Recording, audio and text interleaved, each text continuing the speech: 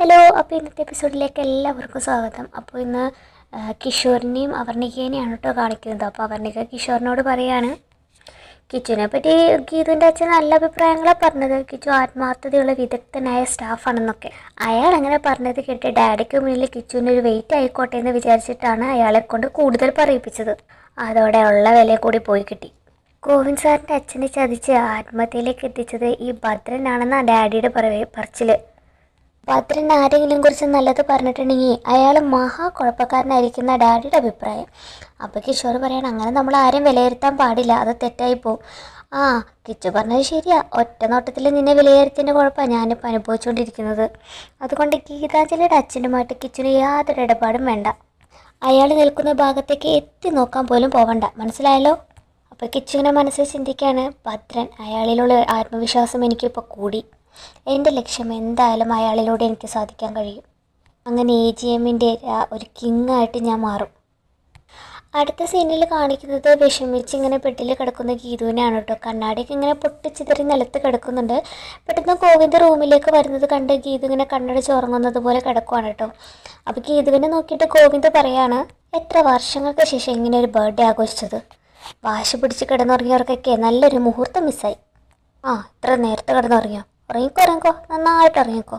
ഇങ്ങനെ പറഞ്ഞ നേരെ കണ്ണാടിയുടെ ഫ്രണ്ടിലേക്കാണ് കേട്ടോ ഗോവിന്ദ് നടക്കുന്നത്. പെട്ടെന്ന് കണ്ണാടിച്ചില് ഗോവിന്ദിൻ്റെ കാലിൽ കുത്തി കയറുകയാണ്. പക്ഷെ ഇതൊന്നും അറിയാതെ ഗീത ഇങ്ങനെ തിരിഞ്ഞു കിടക്കുവാണ് കേട്ടോ. ഗീത ഇതൊന്നും കാണുന്നില്ല. പക്ഷേ ഗോവിന്ദിൻ്റെ സംസാരം ഗീത ഇങ്ങനെ ശ്രദ്ധിക്കുന്നുണ്ട്.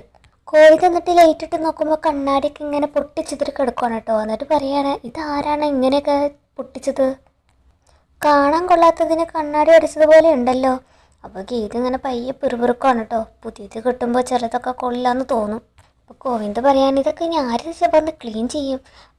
അപ്പോൾ ഗീത പറയാനുണ്ട് കേട്ടോ, ഒറ്റ ദിവസം കൊണ്ടേ എൻ്റെ സ്വപ്നങ്ങളൊക്കെ തല്ലിക്കെടുത്തിയതല്ലേ, ആ ചിതറി കിടക്കുന്നതൊക്കെ എൻ്റെ ആഗ്രഹങ്ങളാണ്. നിങ്ങൾ തന്നെ വാരി കളഞ്ഞേക്ക്, വേണമെങ്കിൽ സ്വന്തമായിട്ട് ക്ലീൻ ചെയ്യും, ഞാൻ എന്തിനും വേണ്ടി വരില്ല. അപ്പോൾ ഗോവിന്ദ് ഇങ്ങനെ പറയണം, അയ്യോ ചില്ലുകൊണ്ട് മുറിഞ്ഞല്ലോ. അത് കേൾക്കുമ്പോൾ ഗീതുവിൻ്റെ നെഞ്ചിലൊരു കത്തലാണ് കേട്ടോ. ഗോവിന്ദ് എന്നിട്ട് എന്തെങ്കിലും ആവട്ടെ എന്ന് പറഞ്ഞ് കാലിങ്ങനെ വലിച്ച് റൂമിൻ്റെ പുറത്തേക്ക് ഇങ്ങനെ നടക്കുവാണ്.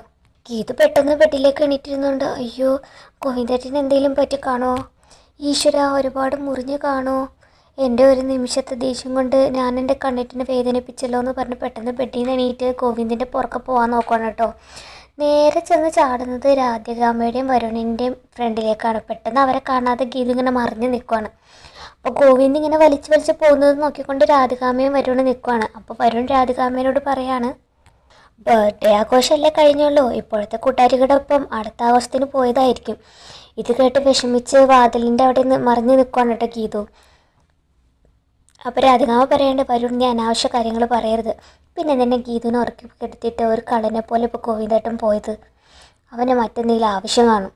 ആ ആവശ്യത്തിൻ്റെ കാര്യം തന്നെ ഞാൻ പറഞ്ഞതെന്നൊക്കെ പറയണേ വരുൺ. ആ പോക്ക് കണ്ടാൽ അറിഞ്ഞൂടെ അവളെ കാണാൻ പോയതാണെന്ന്. ഇതൊക്കെ കേട്ട് സഹിക്കാനാവാതെ നിൽക്കുകയാണ് ഗീതു.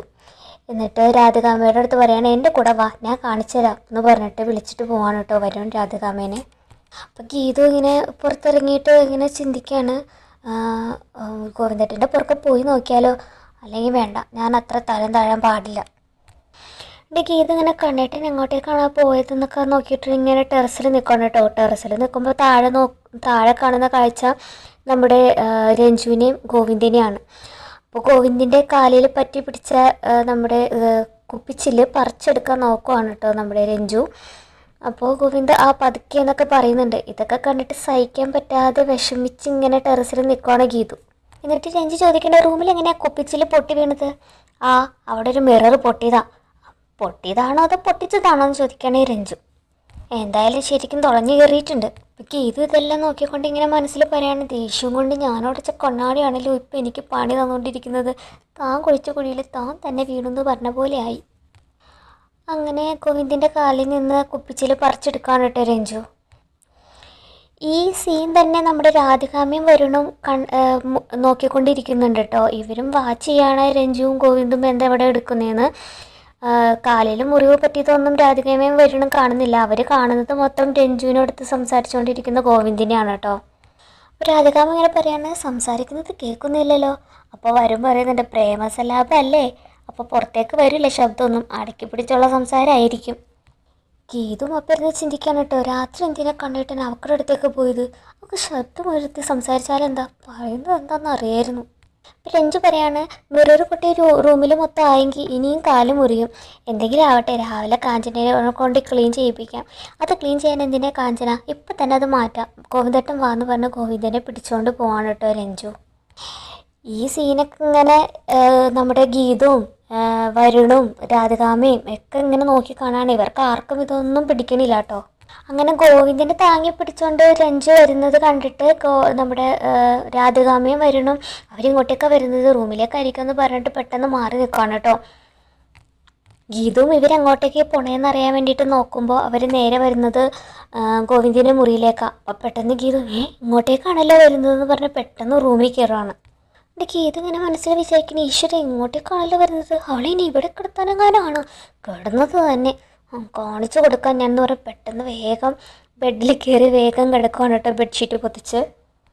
അങ്ങനെ രഞ്ജുവും ഗോവിന്ദും വന്നിട്ട് ഇങ്ങനെ റൂമിൽ ചില്ലൊക്കെ ഇങ്ങനെ ക്ലീൻ ചെയ്യാണ് കേട്ടോ. ഗോവിന്ദേട്ടൻ മാറി നിൽക്ക്, ഇനി മുറിവുണ്ടാക്കണ്ട, ഞാൻ ക്ലീൻ ചെയ്യാന്നൊക്കെ പറയാൻ കേട്ടോ ഗോവിന്ദും. പക്ഷേ രഞ്ജുവിനെ സഹായിക്കുകയാണ്.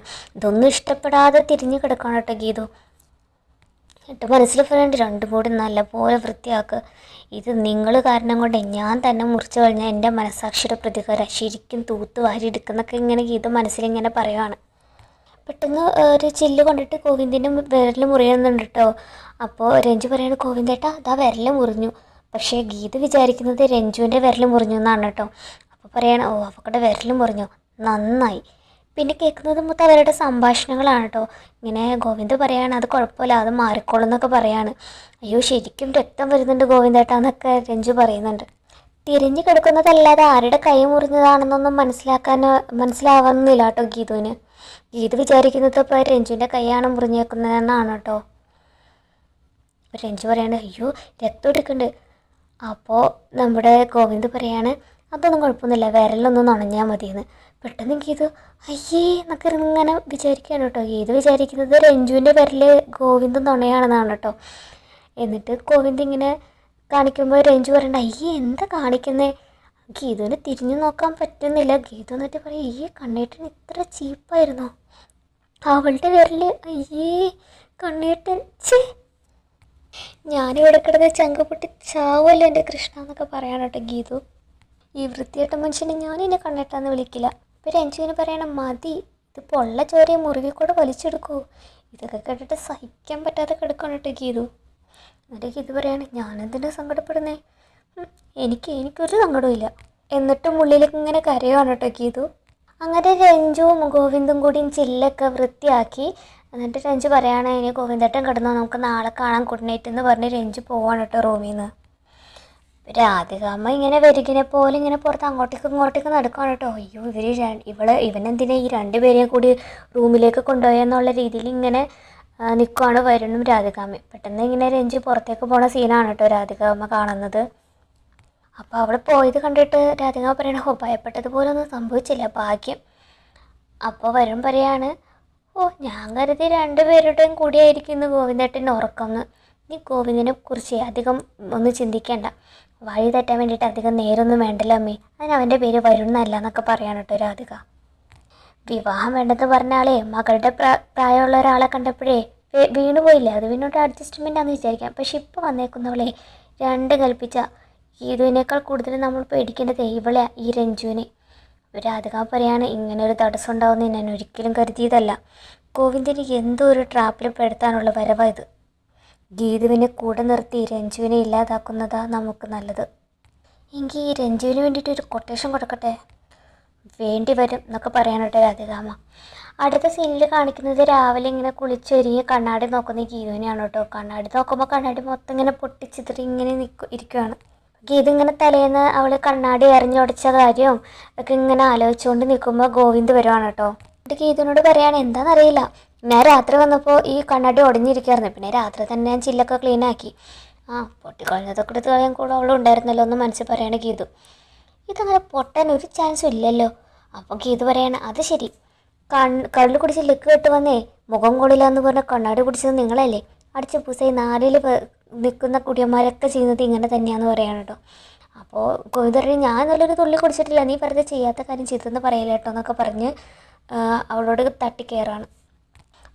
അപ്പോൾ ഗോവിന്ദൻ്റെ അടുത്ത് ഇങ്ങനെ ഗീത പറയാണ്, ഇതെനിക്ക് വെറും ഒരു കണ്ണാടി അല്ലായിരുന്നു, ഞാൻ ഏറ്റവും സ്നേഹിച്ച എൻ്റെ കൂട്ടായിരുന്നു, എൻ്റെ വിഷമങ്ങളും സന്തോഷങ്ങളൊക്കെ പങ്കുവയ്ക്കാൻ എനിക്ക് പ്രിയപ്പെട്ട ഒരാളായിരുന്നു എന്നൊക്കെ പറയാണ് കേട്ടോ. അപ്പോൾ ഗോവിന്ദ് പറയാണ്, നിനക്കെന്താ ഭ്രാന്താണോ?